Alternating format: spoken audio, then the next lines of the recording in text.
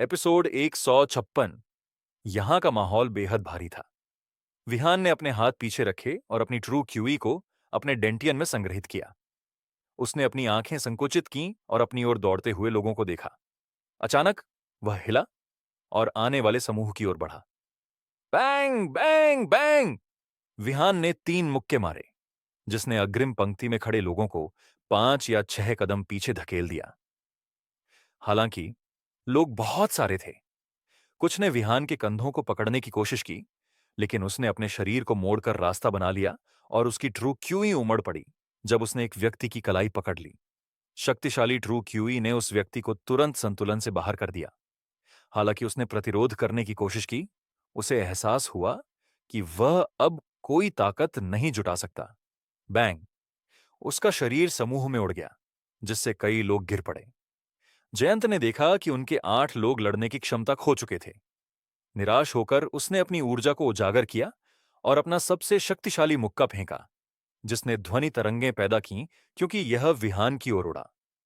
विहान ने स्वाभाविक रूप से जयंत को देखा। उसकी आंखें संकुचित हो गईं। इस समूह में जयंत सबसे मजबूत था। इस समूह से निपटने के लिए उसे उनके राजा को हराना था। विहान का शरीर एक बाघ की तरह अपने शिकार की ओर झपटा। जब वह जयंत के करीब पहुंचा, तो उसने जयंत के मुक्के का जवाब देने के लिए एक मुक्का फेंका। एक लाल भयावह आभा ने उसके मुक्के को चारों ओर से घेर लिया। स्वर्गीय शैतान मुक्का! यह अर्मक देव की मार्शल तकनीक थी। उसने इसे पहले कभी आजमाया नहीं था और आज इसे आजाद करने का सही दिन था। बैंग! इस मुक्के ने हवा को ही हिंसक रूप से हिला दिया और कांपने लगा, और भयावह आभा हर दिशा में फैल गई, जिसने समूह में कई लोगों को घायल कर दिया और उन्हें गिरा दिया। जयंत की हालत और भी दयनीय थी और उसे 10 से अधिक कदम पीछे हटना पड़ा। वह अपने शरीर को स्थिर करना चाहता था, लेकिन भयावह आभा ने उसे जमीन पर दबा दिया। विहान ने अपने शरीर को समूह के बीच से पानी में मछली की तरह बुन लिया। इस क्षण में वह एक अजेय लड़ाई मशीन की तरह था। जमीन पर पड़े कुछ ड्रैगन सोल कमांडो ने खुद को सहारा दिया। वे देखना चाहते थे कि क्या हो रहा है, लेकिन लड़ाई से उड़ी धूल ने उनकी नजर को अस्पष्ट कर दिया। 5 सेकंड बाद आसपास की शांति लौट आई और धूल धीरे धीरे बैठ गई, जिससे एक युवा व्यक्ति खड़ा दिखाई दिया। युवक ने अपने हाथ पीछे रखे। उसकी नजर पूरे दृश्य पर घूमी और एक असीम तानाशाही भावना ने आसपास को घेर लिया। यह व्यक्ति युद्ध के देवता की तरह था। हिस्सस! सबने ठंडी सांस ली। किसने सोचा होगा कि उनकी संख्या के बावजूद वे एक अकेले युवक को हरा नहीं पाएंगे? ऐसा नहीं था कि वे कमजोर थे, बल्कि यह युवक बहुत मजबूत था। वास्तव में मजबूत शब्द उसकी क्षमता का वर्णन करने के लिए पर्याप्त नहीं था। क्या आप सभी अब संतुष्ट हैं? विहान ने अपना मुंह खोला। उसने अपनी आवाज में तिरस्कार को बिल्कुल भी छिपाया नहीं। उन्होंने युवक को देखा और उनके दिलों में मौजूद अहंकार पूरी तरह से गायब हो गया। बाकी बचा था तो केवल उत्साह। अगर यह व्यक्ति उनका मुख्य प्रशिक्षक होता, तो वे निश्चित रूप से मजबूत हो जाते। जयंत खड़ा हुआ और चिल्लाया, मैं जयंत भाटी मुख्य प्रशिक्षक को सलाम करता हूं। सब लोग खड़े हुए और उसका अनुसरण करते हुए विहान को सलाम किया। अब से ड्रैगन सोल केवल एक मुख्य प्रशिक्षक को मान्यता देता था, और वह था विहान। जितेंद्र राणावत इस परिणाम से बहुत संतुष्ट था। उसने सोचा था कि विहान इन क्रूर बाघों को वश में नहीं कर पाएगा, लेकिन ऐसा लगता था कि उसकी चिंताएं पूरी तरह से निराधार थीं। अगर ये कमांडो बाघ थे, तो विहान एक ड्रैगन था। ये दो पूरी तरह से अलग स्तर के अस्तित्व थे। विहान ने लगभग पूरा दोपहर बेस के प्रशिक्षण मैदान में बिताया।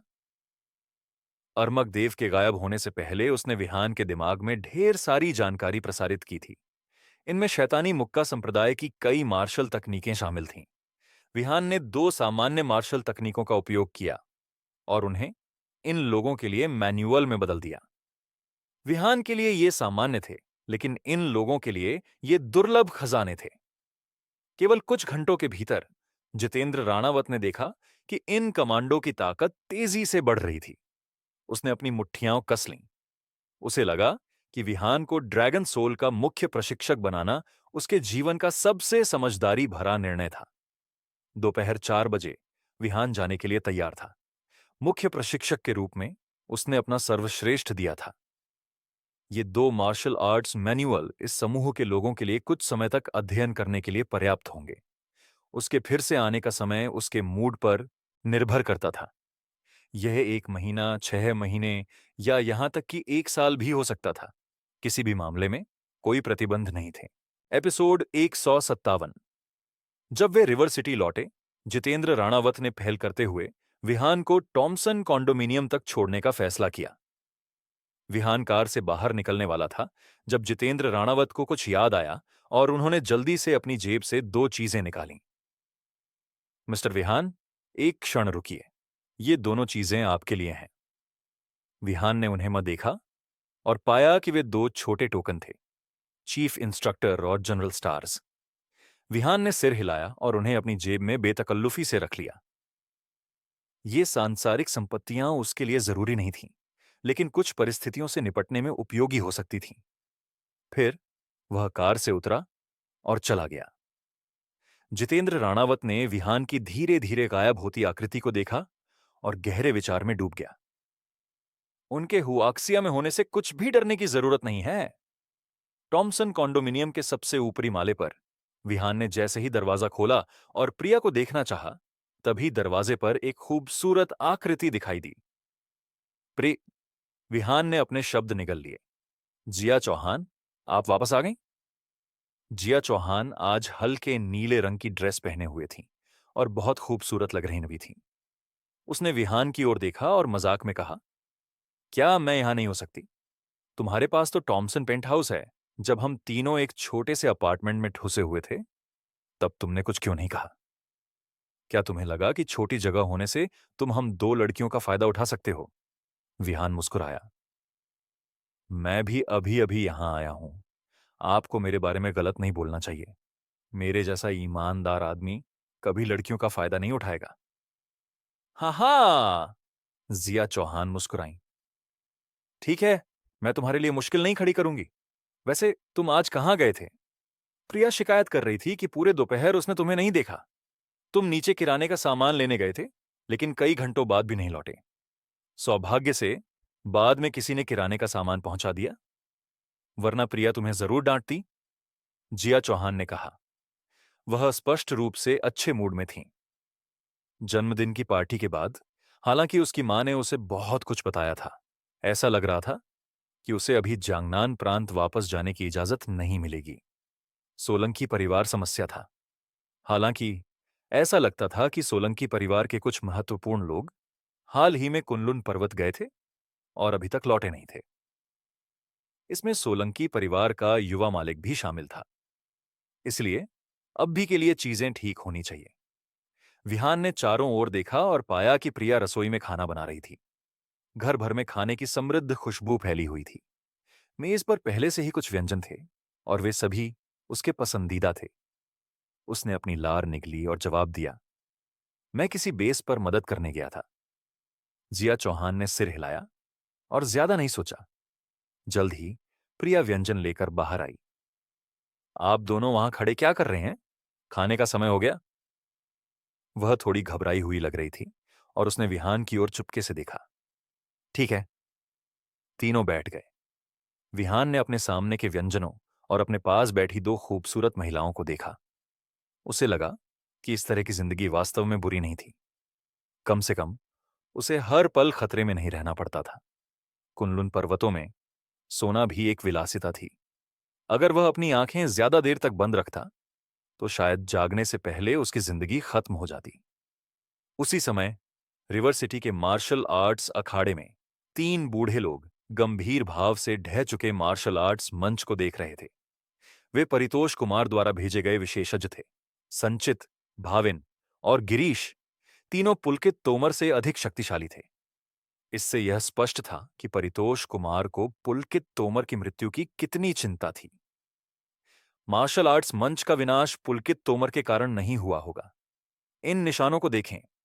यह पूरी तरह से अंदर से एक बेहद शक्तिशाली बल द्वारा चकनाचूर हो गया था। इस तरह की शक्ति प्राचीन मार्शल कलाकार का काम नहीं लगती। संचित ने भौहें सिकोड़ते हुए कहा। क्या आपका मतलब है कि रिवर सिटी में उस तरह के लोग हैं? भाविन ने आश्चर्य से पूछा। गिरीश, जो अब तक चुप था, ने अपनी भौहें सिकोड़ लीं। वह जानता था कि भाविन का उस तरह के लोग से क्या मतलब था। पिछले कुछ वर्षों में उन्हें पता चला था कि मार्शल आर्ट्स की दुनिया में न केवल प्राचीन मार्शल कलाकार थे, बल्कि साधक भी थे। हालांकि उन्होंने कभी किसी को देखा नहीं था और केवल इसके बारे में सुना था।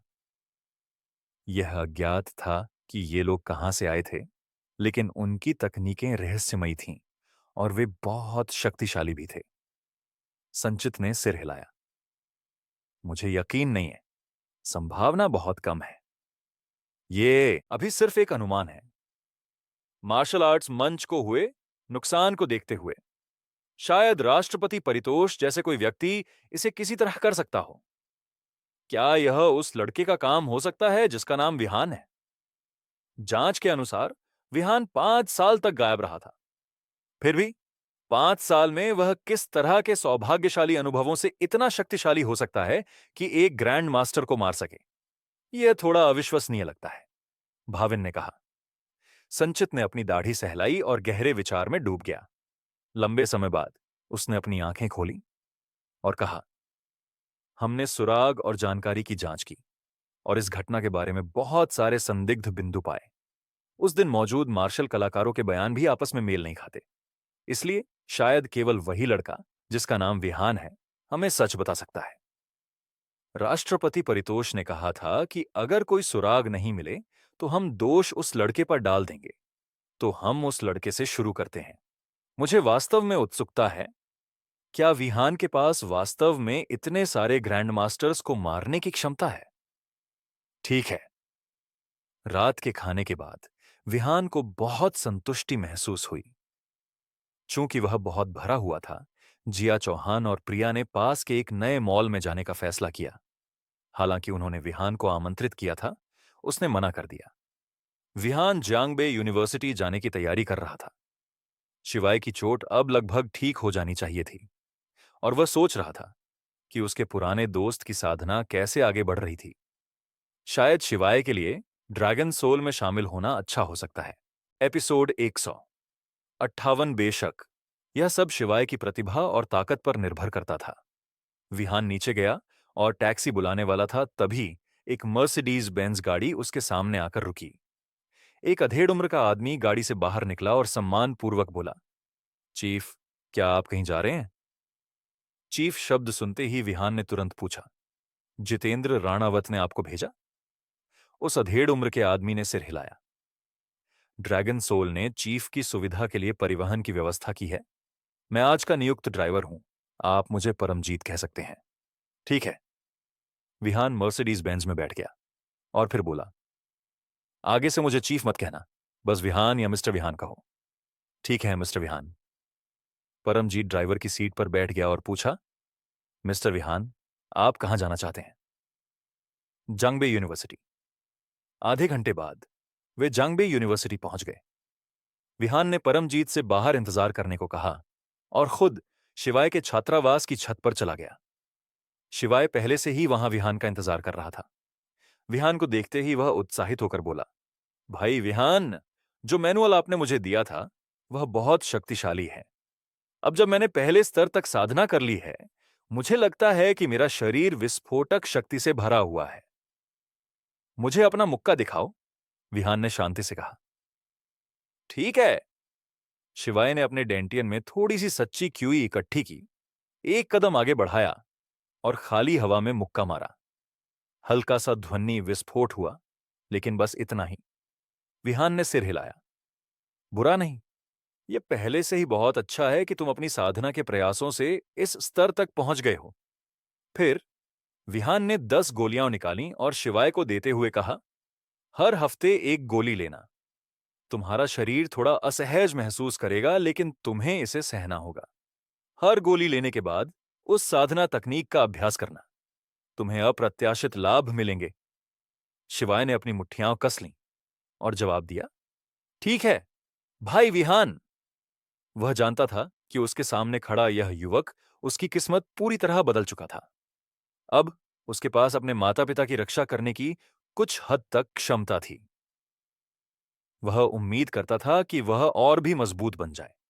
इस तरह उसके माता पिता को हर दिन सुबह जल्दी उठकर बुढ़ापे में काम नहीं करना पड़ेगा और कोई भी उन्हें तंग नहीं करेगा।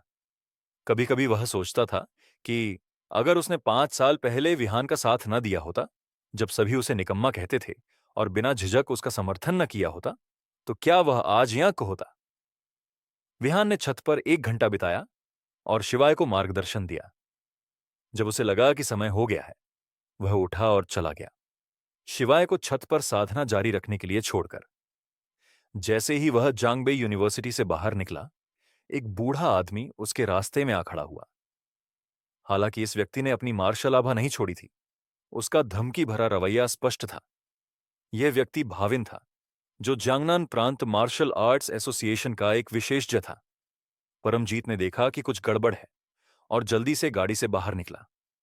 उसने पूछा, मिस्टर विहान, क्या मुझे ड्रैगन सोल को सूचित करना चाहिए? गाड़ी में रहो, मैं अभी आता हूं, विहान ने कहा। परमजीत के जवाब का इंतजार किए बिना वह जांगबे यूनिवर्सिटी के पास एक निर्माण स्थल की ओर चल पड़ा। भाविन ने अपनी आंखें सिकोड़ लीं और उसके पीछे चल पड़ा। निर्माण स्थल रात में खाली था और भयानक रूप से शांत था। भाविन ने अपनी दाढ़ी सहलाई और कहा, तुम विहान हो, मुझे तुम में कुछ खास नहीं दिखता। विहान का चेहरा ठंडा था। उसने अपनी जेब से सिगरेट का पैकेट निकाला, एक सिगरेट बाहर निकाली, उसे मुंह में डाला और जला लिया। बताओ, तुम्हें किसने यहां भेजा और तुम्हारा मकसद क्या है? उसकी आवाज बहुत शांत और निडर थी। भाविन को उम्मीद नहीं थी कि यह लड़का आसन्न खतरे के सामने इतना शांत रहेगा। यह लड़का तो सिगरेट भी निकाल रहा था। अब तुम्हारे सामने सिर्फ एक विकल्प है। मुझे बताओ कि उस दिन मार्शल आर्ट्स मंच पर क्या हुआ था और पुलकित तोमर की मृत्यु कैसे हुई? विहान को समझ आ गया। उसके मुंह के कोने मुड़े और उसने अपने हाथ में सिगरेट बुझाते हुए कहा, क्या तुम उसी नृत्य मंडली से हो जिससे वह था? नृत्य मंडली? भाविन पहले तो हैरान हुआ, लेकिन उसने तुरंत जवाब दिया, यह जियांगनान प्रांत मार्शल आर्ट्स एसोसिएशन है। जियांगनान प्रांत नृत्य एसोसिएशन? भाविन गुस्से से भर गया। उसका चेहरा लाल हो गया और वह चिल्लाया, विहान, बकवास बंद करो। मैं आखिरी बार कह रहा हूं, यह जियांगनान प्रांत मार्शल आर्ट्स एसोसिएशन है और अगर तुमने मेरे सवाल का जवाब नहीं दिया तो मैं तुम्हें पछतावा कराऊंगा। विहान ने रुचि के साथ सिर हिलाया और स्वीकार किया, मैंने पुलकित तोमर को मारा। भाविन को उम्मीद नहीं थी कि विहान इतनी आसानी से कबूल कर लेगा। क्या इस लड़के के पास कोई मजबूत समर्थक नहीं है? क्या वह सारी जिम्मेदारी खुद लेने की योजना बना रहा है? वह अपने संदेह को आवाज देने ही वाला था कि विहान की उदासीन आवाज जारी रही, और जल्द ही मैं तुम्हें भी मार डालूंगा।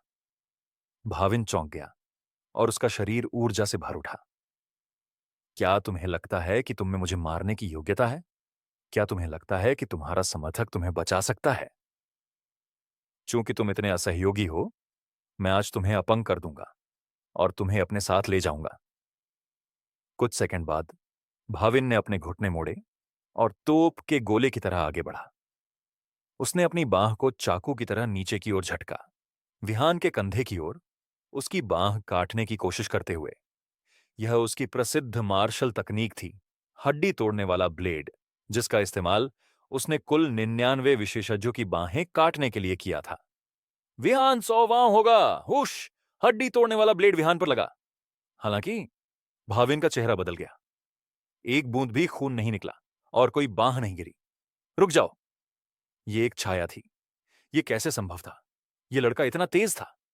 भाविन कुछ प्रतिक्रिया कर पाता, इससे पहले एक आलसी आवाज उसके पीछे से आई, तुम हड्डियों का ढेर हो, मैं तुम्हें एक और चाल चलने दूंगा। इस चाल के बाद तुम्हें मेरे सामने घुटने टेकने होंगे और सिर झुकाना होगा। भाविन की आंखों में गुस्सा चमक उठा। वह हुआक्सिया के ग्रैंड मास्टर रैंकिंग में 334वें स्थान पर था, जो पुलकित तोमर से दर्जनों रैंक ऊपर था। वह इस लड़के से अपमान कैसे सहन कर सकता था? उसने एक कदम आगे बढ़ाया और हवा में उछला। उसकी आस्तीन से एक तेज खंजर निकला और एक ठंडी चमक विहान की ओर उड़ गई। हालांकि यह विहान के कपड़ों को भी नहीं छू सका। यह तुम्हारी एक चाल थी। विहान की ठंडी आवाज अचानक गूंज उठी। फिर उसने अज़ूर ड्रैगन फैंटम बॉडी तकनीक को सक्रिय किया और तुरंत भाविन के सामने प्रकट हो गया। भाविन को लगा कि कुछ गड़बड़ है और वह भागने की कोशिश करने लगा, लेकिन बहुत देर हो चुकी थी। विहान की ट्रू क्यूई उमड़ पड़ी और उसकी हथेली भाविन के कंधे पर जा लगी। खटाक! भाविन की बांह अपनी जगह से हट गई। इसके अलावा उसके शरीर पर दबाव डाल रही भारी शक्ति पूरी तरह असहनीय थी। खटाक! उसके घुटने टूट गए और वह विहान के सामने घुटने टेकने को मजबूर हो गया।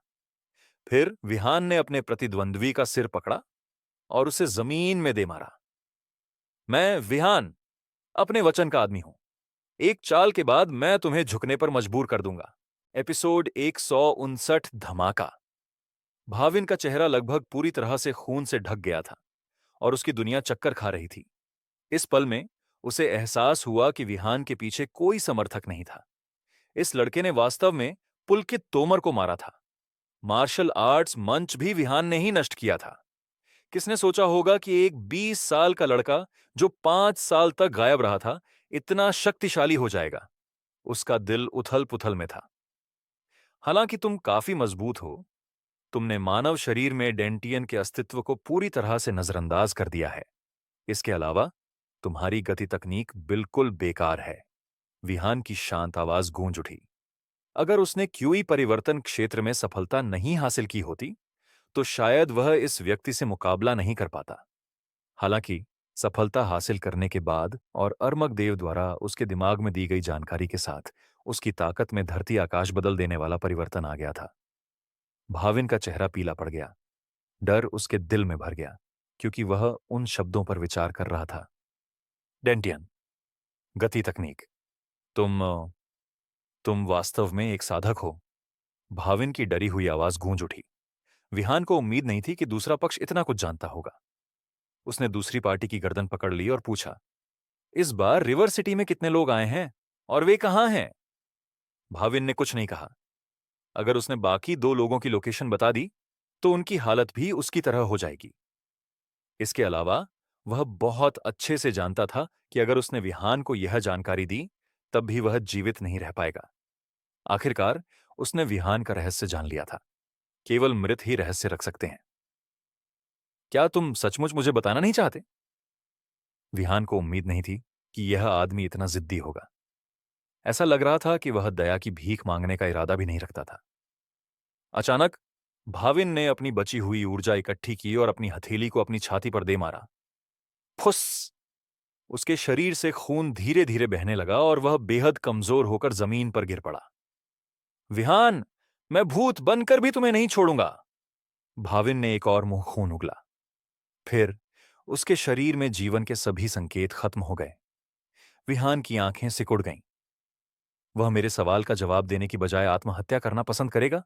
ऐसा लगता है कि चीजें थोड़ी पेचीदा हो रही हैं। विहान ने फिर रंजीत मल्होत्रा को फोन किया और क्रेओस से कहा कि वह किसी को शव को ठिकाने लगाने के लिए भेजे और जियांगनान प्रांत मार्शल आर्ट्स एसोसिएशन के पीछे के व्यक्ति की जांच करे। ऐसा अस्तित्व निश्चित रूप से उसके लिए खतरा था। जैसे ही वह जाने वाला था, भाविन की जेब में फोन बजा। विहान ने अपनी ट्रू क्यूई की एक धारा का उपयोग करके फोन को अपनी हथेली में खींच लिया। जैसे ही उसने जवाब बटन दबाया, दूसरी तरफ से एक बूढ़ी आवाज सुनाई दी। भाविन, क्या तुमने मल्होत्रा परिवार के उस कचरे को ढूंढ लिया? अगर दूसरा पक्ष विरोध करता है तो उसे मारना मत। राष्ट्रपति परितोष उसे जिंदा चाहते हैं।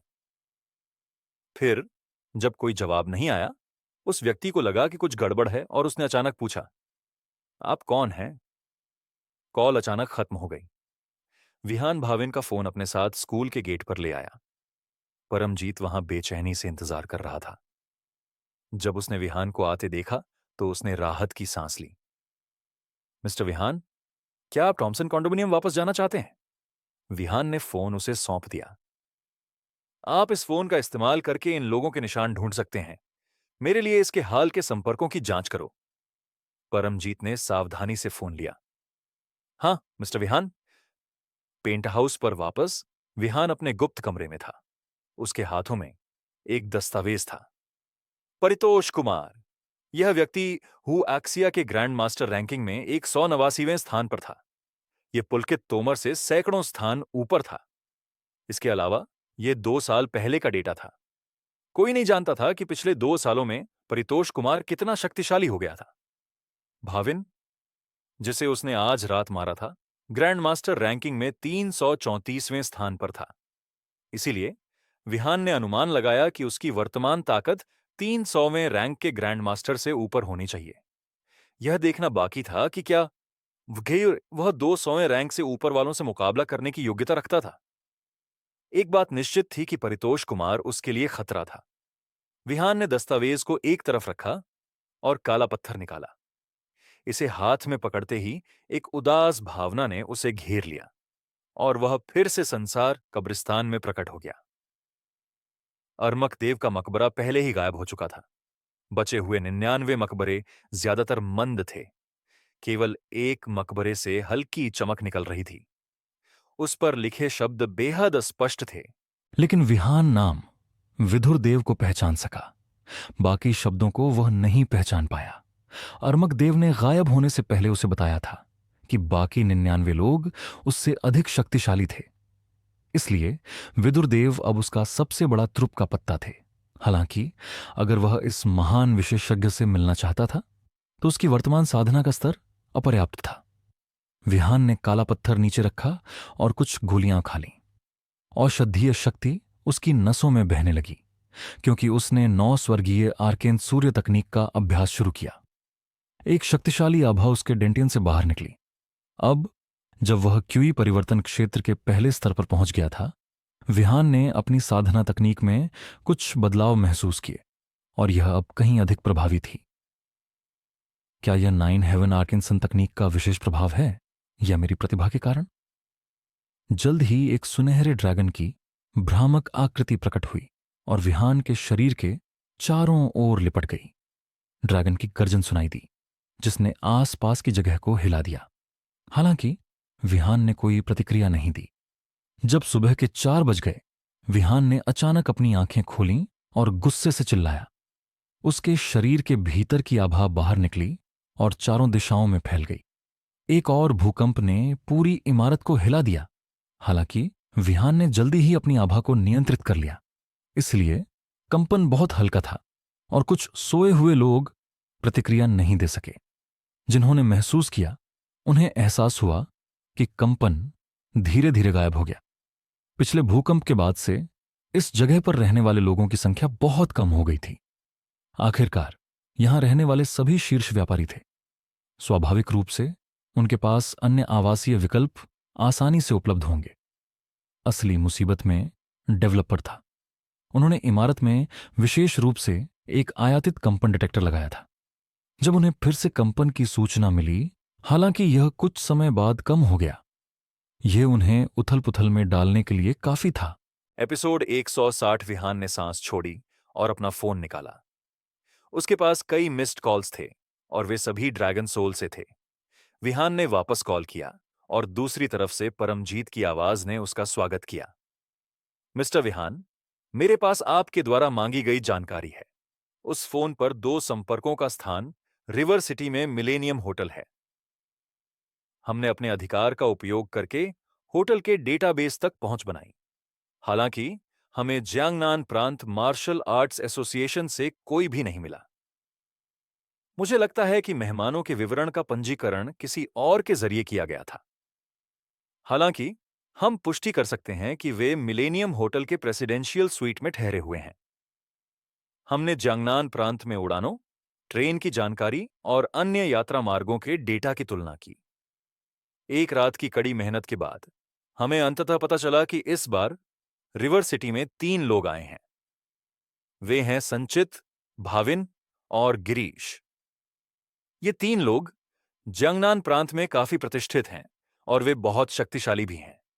क्या आपको ड्रैगन सोल से हस्तक्षेप और बातचीत की जरूरत है? विहान ने इसके बारे में सोचा और मना कर दिया। इसकी कोई जरूरत नहीं है, मैं इसे संभाल सकता हूं। ठीक है मिस्टर विहान। कॉल खत्म होने के बाद विहान गहरे विचार में डूब गया। भले ही वह इन 2 लोगों को मार दे, जंगनान प्रांत मार्शल आर्ट्स एसोसिएशन बदला लेने से नहीं रुकेगा। उसे जंगनान प्रांत मार्शल आर्ट्स एसोसिएशन को जड़ से उखाड़ना होगा। हालांकि अपनी वर्तमान ताकत के साथ बहुत सारी अनिश्चितताएं थीं, खासकर जब बात परितोष कुमार की आई। उसे जंगनान प्रांत जाना था, लेकिन अभी नहीं। कम से कम उसे तब तक इंतजार करना होगा जब तक विदुर देव का मकबरा पूरी तरह से सक्रिय न हो जाए। उसने पहले से ही किसी को जांगनान प्रांत में एक विला खरीदने के लिए कहा था। जब समय आएगा वह वहां जा सकता था। इसके अलावा हेवनली जस्टिस ग्रुप की गतिविधियां शुरू होने वाली थीं। एक बार जब वे व्यापार बाजार में स्थापित हो जाएंगे तो उसके बाद उन्हें स्वाभाविक रूप से जांगनन प्रांत में जड़ें जमानी होंगी। साथ ही रंजीत मल्होत्रा और ड्रैगन सोल की मुख्य ताकतें सभी जांगनान प्रांत में थीं। इसीलिए रिवर सिटी की तुलना में जांगनान प्रांत में रहना उसके लिए सुरक्षित था। अभी सबसे महत्वपूर्ण चीज जांगनान प्रांत मार्शल आर्ट्स एसोसिएशन के बचे हुए 2 लोगों से निपटना था। क्या उसे उन्हें मार देना चाहिए या नहीं? अचानक विहान को कुछ सूझा और वह मुस्कुराया। वह भूल गया था कि उनके रहस्य को रखने का एक और तरीका था, उन्हें अपनी निष्ठा की शपथ दिलाना। चिराग श्यामक इसका सबसे अच्छा उदाहरण था। मिलेनियम होटल के प्रेसिडेंशियल स्वीट में संचित और गिरीश इधर उधर टहल रहे थे। भाविन अभी तक लौटा नहीं था। पहले की चुप्पी भरी फोन कॉल के साथ उनके दिलों में एक अशुभ आशंका बनी हुई थी। हालांकि वे केवल इंतजार करना चुन सकते थे।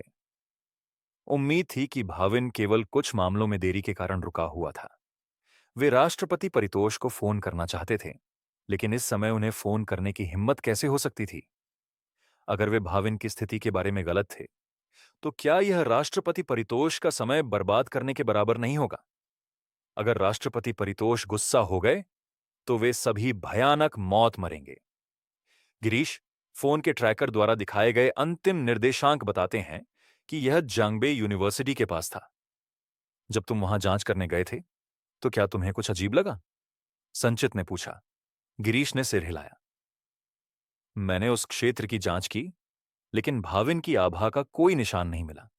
मुझे यकीन नहीं है कि वह खत्म हो गया है या बस चला गया है।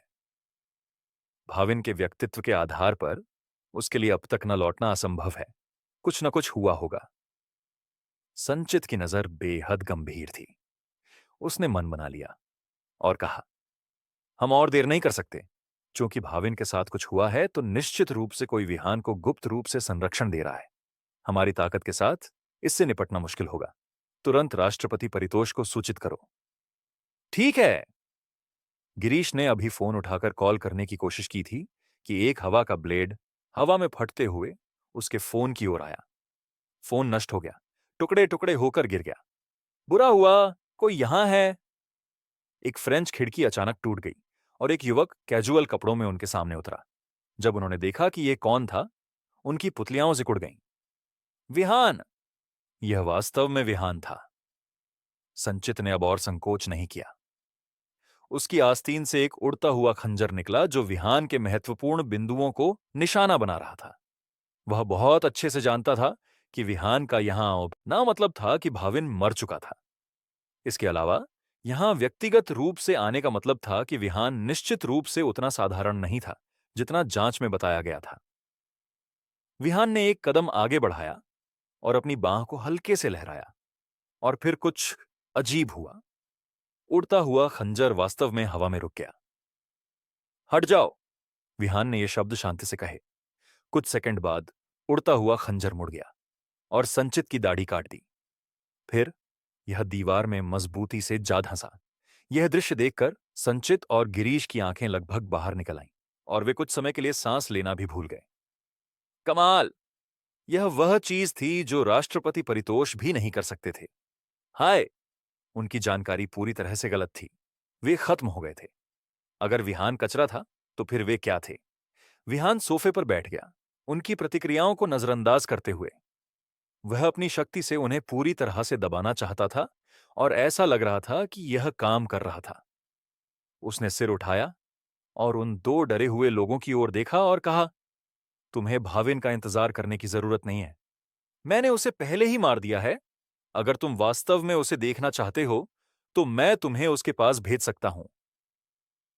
हालांकि संचित और गिरीश दोनों जियांगनान प्रांत मार्शल आर्ट्स एसोसिएशन के शीर्ष विशेषज्ञ थे, इस क्षण में वे विहान के सामने खुद को तुच्छ महसूस कर रहे थे। विहान ने पूरी तरह से पहल अपने हाथ में ले ली थी। इस क्षण में पूरा कमरा उसके कातिलाना इरादे और आभा से भरा हुआ था।